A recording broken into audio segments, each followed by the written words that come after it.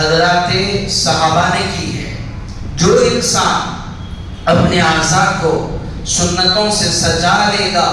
وہ اللہ کے نزدیک محبوب ہو جائے گا۔ جس طرح ایک دلہن اپنے شادی کے موقع پر وہ یہ سوچتی ہے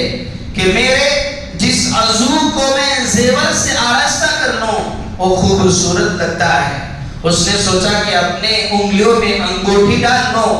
اور اس کے انگلیاں خوبصورت نظر آئے گی، اور اس کے کانوں میں اگر بالیاں اگر میں ڈالوں گی تو میرے ایک کان خوبصورت نظر آئیں گے، اور میں اپنے گلے میں اگر ہار پہنوں گی تو میرے لیے خوبصورت ہو جائے گا، اور اپنے پیروں میں اگر وہ پیروں کی زینت کی چیز اگر میں پہن لوں تو میں خوبصورت لگوں گی، یہ پیر خوبصورت لگیں گے، یہ ہاتھ خوبصورت لگیں گے۔ میرے عزیزوں، ٹھیک اسی طرح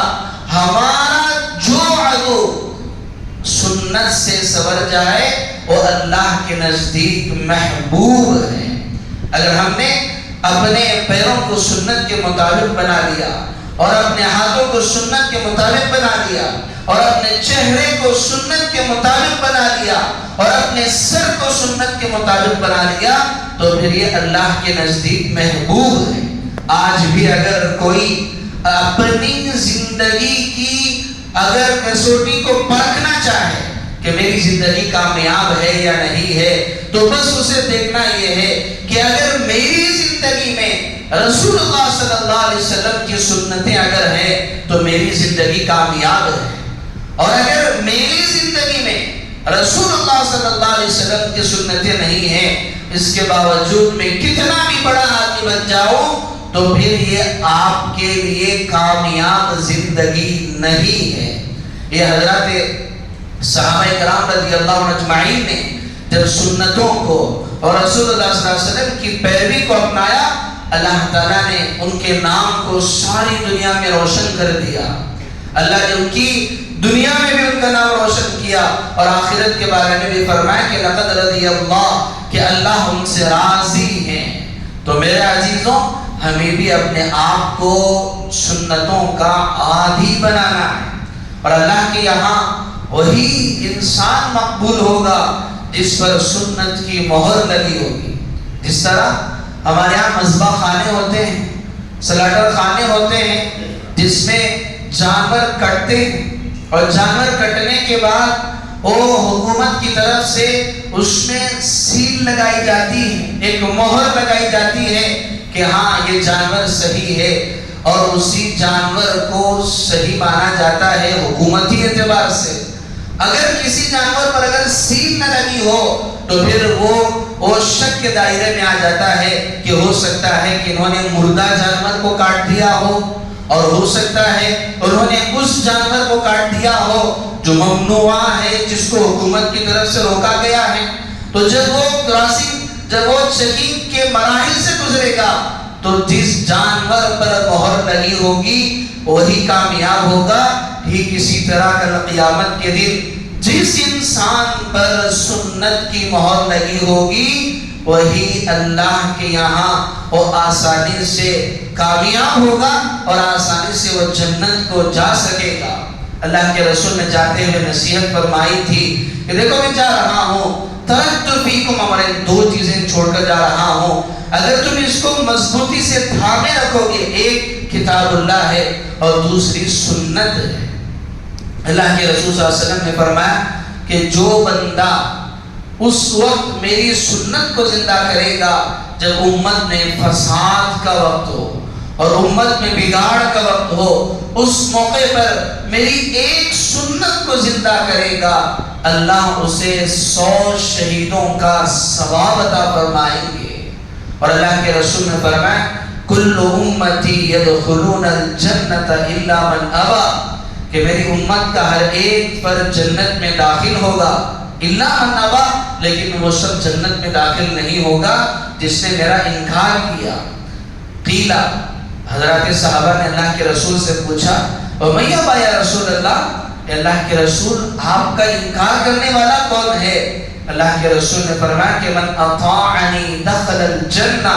جس نے میری اطاعت کی، جس نے میری پیروی کی، جس نے میرے سنتوں کے مطابق زندگی گزاری وہ جنت میں داخل ہوگا، وَمَنْ عَصَانِي فَقَدْ أَبَى، اور جس نے میری نافرمانی کی، میری سنتوں کو چھوڑ دیا، فَقَدْ أَبَى، گویا کہ اس نے میرا انکار کر دیا۔ حضرت ابن عمر رضی اللہ تعالیٰ عنہ ایک مرتبہ راستے سے گزر رہے تھے اور ساتھ میں آپ کے بہت سارے صحابہ بھی تھے۔ اب جاتے ہوئے راستے میں رکے، سارے لوگ ہیں، اور رک کر آپ ایک کنارے پہ گئے اور جا کر واپس آ کر دوبارہ بیٹھ گئے۔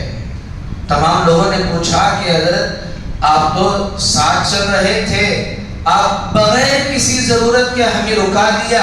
اور رکا کر آپ کنارے پہ گئے اور جا کر واپس آ گئے۔ اس سے ہم سب کو ظاہر سی بات ہے یہ دوسروں کو بھی تکلیف ہونے کا اندیشہ ہے، کس لیے رکے یہ تو ہمیں پتہ نہیں چلا۔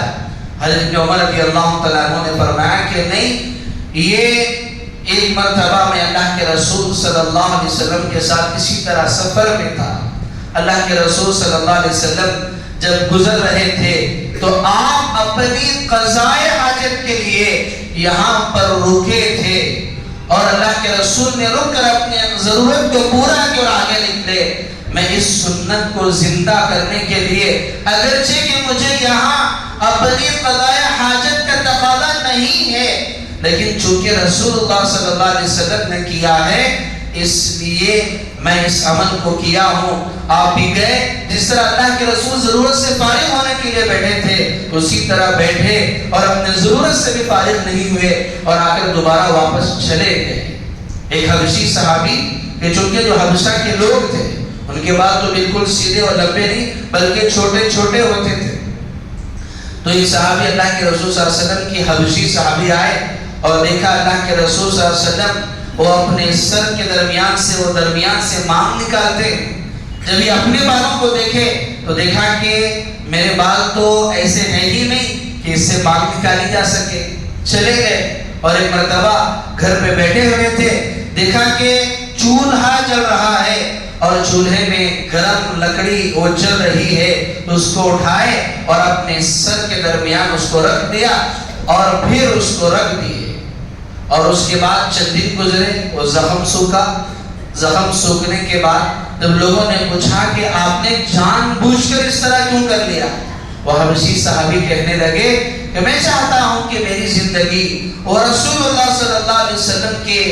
سنتوں کے مطابق گزر جائے۔ میں نے دیکھا کہ اللہ کے رسول اپنے سر کے درمیان سے وہ مانگ نکالتے ہیں اور میرے بال تو ایسے نہیں ہیں، لیکن اس زخم کی بنیاد پر میرے جو سر کے درمیان جو لکیر پیدا ہوئی ہے یہ مستقل پرمیننٹ طور پر گویا کہ اللہ کے رسول کی سنت کو زندہ کرنے کے لیے مجھے اس کا موقع مل گیا۔ یہ وہ صحابہ ہیں کہ جہاں ان کے بس میں نہیں اس کے باوجود بھی وہ سنتوں پر عمل کی کوشش کر رہے ہیں۔ حضرت جنید بغدادی رحمۃ اللہ علیہ کے پاس ایک شخص آئے اور آ کر وہ کئی دن تک رہے،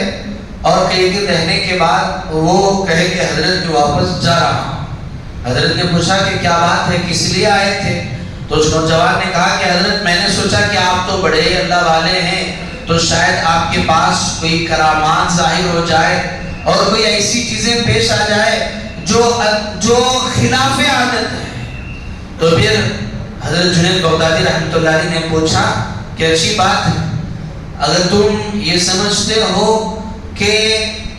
اگر کوئی کرامت مجھ سے اگر ظاہر ہو رہی، میری کرامت کے ظہور کے لیے تم آئے تھے،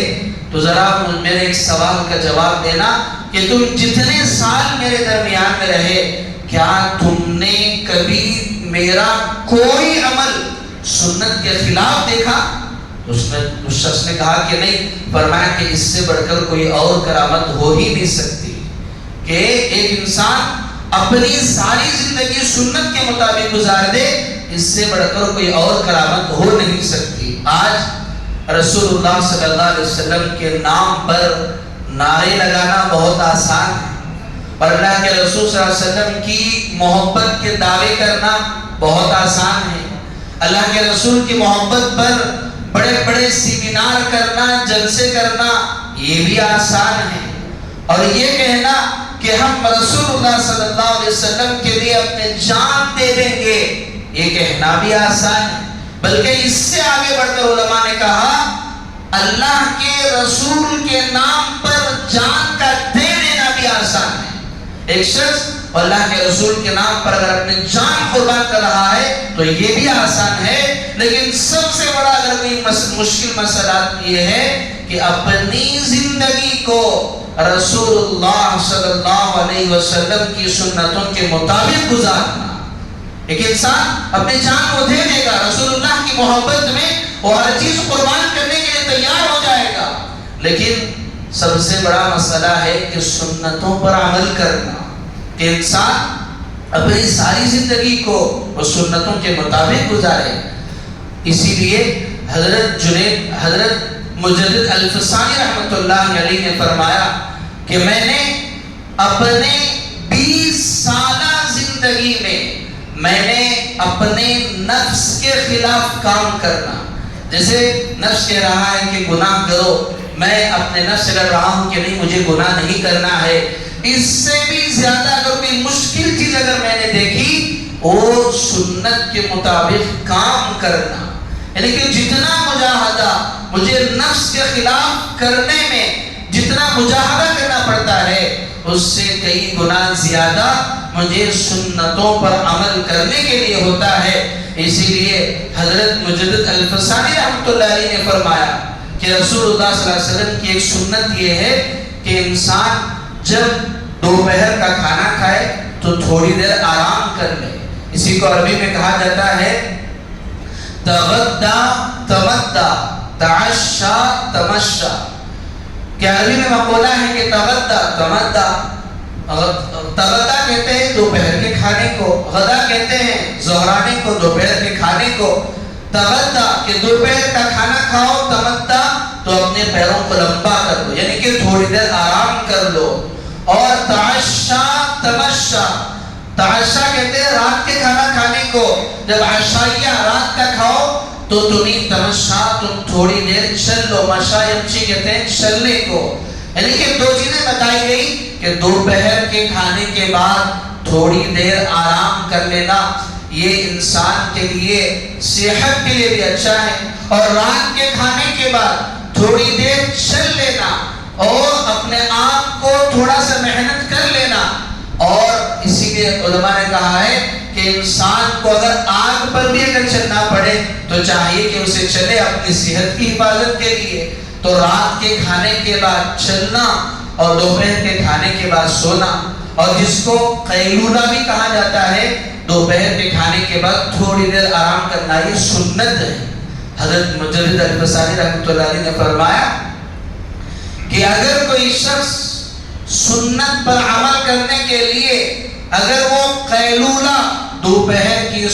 کے کھانے کے بعد سنت پر اگر پابندی سے عمل کر رہا ہے تو یہ 1000 راتوں کی نفل عبادتوں سے بھی افضل ہے۔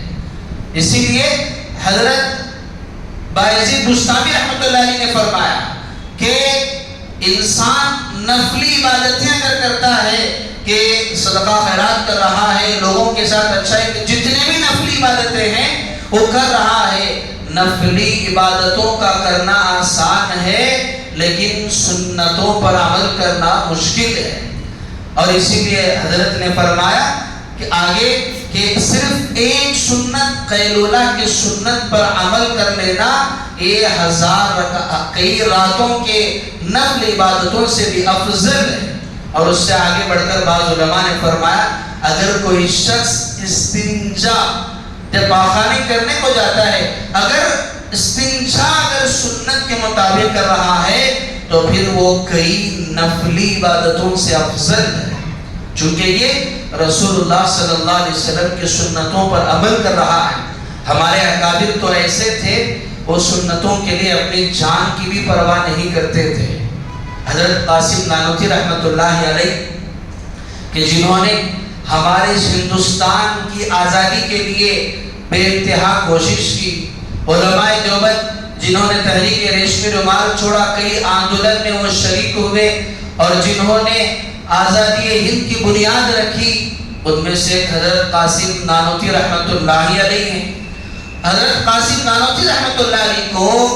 چونکہ آپ انگریزوں کے خلاف کہنے کی وجہ سے کرنے کی بنیاد پر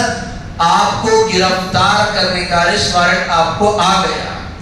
لوگوں نے کہا کہ حضرت آپ چھپ جائیے، روپوش ہو جائیے۔ تو حضرت گئے اور روپوش ہو گئے، آپ چھپ گئے۔ اور پھر لوگوں نے سوچا چونکہ جان کا خطرہ ہے، جان کی حفاظت ضروری ہے، اس لیے روپوش ہو گئے۔ لیکن 3 دن گزرے تو 3 دن کے بعد دوبارہ باہر آ گئے۔ لوگوں نے پوچھا کہ حضرت آپ کی تو جان کا خطرہ ہے، آپ واپس کیوں آ گئے؟ تو حضرت قاسم نانوتوی رحمۃ اللہ علیہ نے فرمایا کہ دیکھو میں اس لیے واپس آیا ہوں، میں نے رسول اللہ صلی اللہ علیہ وسلم کی ساری زندگی میں دیکھا کہ اللہ کے رسول صلی اللہ علیہ وسلم نے بھی کیا اس طرح کیا ہے۔ تو میں نے دیکھا کہ اللہ کے رسول وہ 3 دن سے زائد آپ روپوش نہیں ہوئے تھے، صرف 3 دن آپ اس غار میں آپ چھپے ہوئے تھے، اس کے بعد آپ واپس آ گئے تھے، اس لیے میں نے اس سنت پر عمل کر لیا۔ اب اگر میری جان جاتی ہے تو مجھے میری جان کی کوئی پرواہ نہیں ہے۔ یہ ہمارے اکابر تھے جنہیں رسول اللہ صلی اللہ علیہ وسلم سے بے انتہا محبت تھی۔ اسی کو اللہ کے رسول صلی اللہ علیہ وسلم نے حدیث میں بیان فرمایا، لا یؤمن احدکم حتی اکون ہواہ تبعا لما جئت بہ۔ اللہ کے رسول نے فرمایا اگر تم کہتے ہو کہ میں ایمان والا ہوں، کامل ایمان والا ہوں، تو سنو تم میں سے ہر وقت اس وقت تک کوئی شخص کامل ایمان والا نہیں ہو سکتا جب تک کہ وہ اس کی ساری خواہشیں اس کے تابع نہ ہو جائے جس کو میں لے کر آیا۔ ایک اور حدیث میں اللہ کے رسول نے فرمایا کہ تم میں سے اس وقت تک کوئی کامل ایمان والا ہو نہیں سکتا جب تک کہ میں اس کے نزدیک اپنے والدین، اپنے بچے اور اپنے سے بھی زیادہ محبوب اور پسندیدہ نہ ہو جاؤں، اس وقت تک تم کامل ایمان والے نہیں ہو سکتے۔ جب یہ حدیث بیان کی گئی، اللہ کے رسول صلی اللہ علیہ وسلم نے حضرت عمر سے پوچھا، اے عمر کیا میں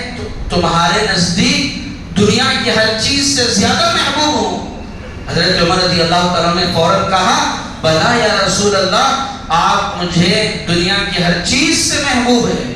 پھر آگے اللہ کے رسول نے فرمایا، رسول جی کتنی زیادہ قربت اور کتنی زیادہ محبت اللہ کے رسول کو حضرت عمر سے تھی۔ اللہ کے رسول نے اور آگے پوچھا، اے عمر کیا تم خود سے بھی زیادہ مجھ سے محبت کرتے ہو؟ حضرت عمر رضی اللہ تعالیٰ عنہ تھوڑے دور توقف کے رک گئے، تھوڑی دیر سوچنے کے بعد کہا کہ ہاں اللہ کے رسول، اب میں اپنے سے بھی زیادہ آپ سے بھی محبت کرتا ہوں۔ پھر اللہ کے رسول صلی اللہ علیہ وسلم نے فرمایا کہ ہاں اے عمر اب تمہارا ایمان مکمل ہو سکتا ہے۔ تو میرے عزیزوں، ربیع الاول کے مہینے میں رسول اللہ صلی اللہ علیہ وسلم کی سیرت بیان کی جاتی ہے اور ہم سنتے ہیں، اور رسول اللہ صلی اللہ علیہ وسلم کی سیرت تو ایسی ہے انسان جتنا بھی بیان کیا جائے وہ کبھی مکمل ہی نہیں ہو سکتی، لیکن جب یہ ربیع الاول کا مہینہ آتا ہے تو ہمیں ایک پیغام دیتا ہے کہ دیکھو رسول اللہ صلی اللہ علیہ وسلم کی سیرت صرف سن کر کانوں کے مزے کے لیے اور اس کو بس چھوڑ دینے کے لیے نہیں ہے، بلکہ ہمیں رسول اللہ صلی اللہ علیہ وسلم کی سیرت کو اپنانے پر ہے۔ اللہ نے قرآن میں فرمایا، لَقَدْ كَانَ لَكُمْ فِي رَسُولِ اللَّهِ أُسْوَةٌ حَسَنَةٌ۔ آج انسان اپنی زندگی میں ہر ایک کے لیے ایک نمونہ ڈھونڈتا ہے۔ اگر وہ تجارت کر رہا ہے تو کسی اپنے بزنس مین کو دیکھتا ہے کہ فلاں کس طرح کر رہا ہے، فلاں کس طرح کر رہا ہے۔ اگر کوئی مکان بنا رہا ہے تو ہر چیز میں غرض وہ کسی نہ کسی کو فالو ضرور کرتا ہے، نمونہ بناتا ہے۔ اللہ تعالیٰ نے فرمایا کہ دیکھو اگر نمونہ بنانا ہے تو بہترین نمونہ، لَقَدْ كَانَ لَكُمْ فِي رَسُولِ اللَّهِ أُسْوَةٌ، اللہ کے رسول صلی اللہ علیہ وسلم کی زندگی میں تمہارے لیے بہترین نمونہ۔ ہمیں رسول اللہ صلی اللہ علیہ وسلم کی زندگی کو اور سیرت کو اپنانا ہے اور اس پر ہمیں عمل کرنا ہے۔ یہی ربیع الاول کے مہینے کا پیغام ہے۔ اللہ مجھے بھی اور آپ کو بھی اس پر عمل کی توفیق عطا فرمائے۔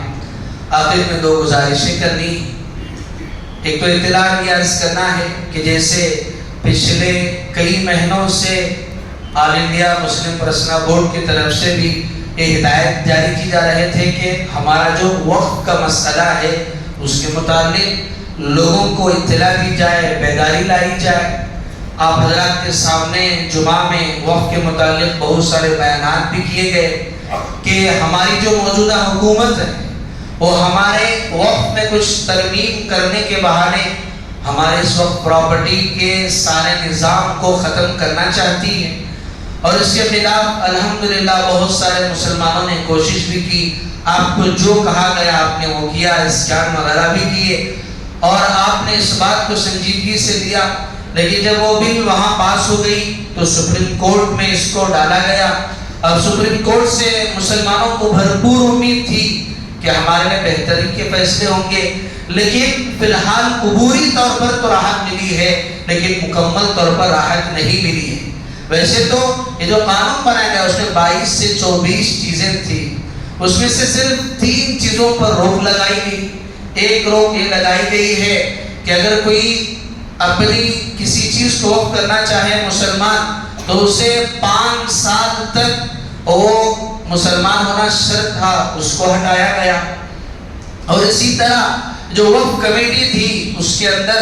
اس میں غیر مسلموں کی تعداد کو وہ محدود کر دیا گیا کہ اگر مرکزی ہے تو اس میں 4، ریاستی ہے تو اس میں صرف زیادہ سے زیادہ 3 اور نان مسلم ہوں گے۔ اور ٹھیک اسی طرح کا ایک اور چیز پر جو ہے راحت ملی ہے، لیکن اور بھی بہت ساری چیزیں باقی ہے۔ بالخصوص وقف یوز کا مسئلہ جو تھا کہ مان کر چلیے اگر کوئی پراپرٹی، کوئی مسجد، کوئی قبرستان یا کوئی اور چیز کسی نے وقف کر دیا، وہ سالوں سے ایسے ہی چل رہی ہے لیکن وہ گورنمنٹ کے وقف کے ریکارڈ میں نہیں ہے، تو حکومت کو اختیار ہے کہ وہ اس کو لے لے اور اس پر کارروائی کرے۔ اس جیسے اور بھی بہت سارے مسائل باقی ہیں۔ ہمیں اللہ سے دعا بھی کرنا ہے اور اس کے لیے جو کوشش ہماری طرف سے وہ کرنی چاہیے۔ اللہ سے دعا ہے اللہ تعالیٰ تمام اوقافی جائیدادوں کی حفاظت فرمائے اور ہمیں اس کے لیے بھرپور کوشش کرنے کی توفیق عطا فرمائے۔ اور دوسری گزارش یہ ہے کہ ابھی جیسے کہ آپ حضرات نے دیکھا ہوگا کہ یہ آنے والے 22 تاریخ یعنی کہ منڈے سے لے کر 7 تاریخ اگلے مہینے کی 7 تاریخ تک ہماری کرناٹکا گورنمنٹ کی طرف سے ایک سروے کیا جا رہا ہے، اور سروے جو کیا جا رہا ہے وہ ہمارے ذات پات کا سروے، کاسٹ کا سروے۔ اور اس سروے کے لیے آپ نے دیکھا ہوگا کہ بہت سارے گھروں پر ایک اسٹیکر لگایا گیا ہے،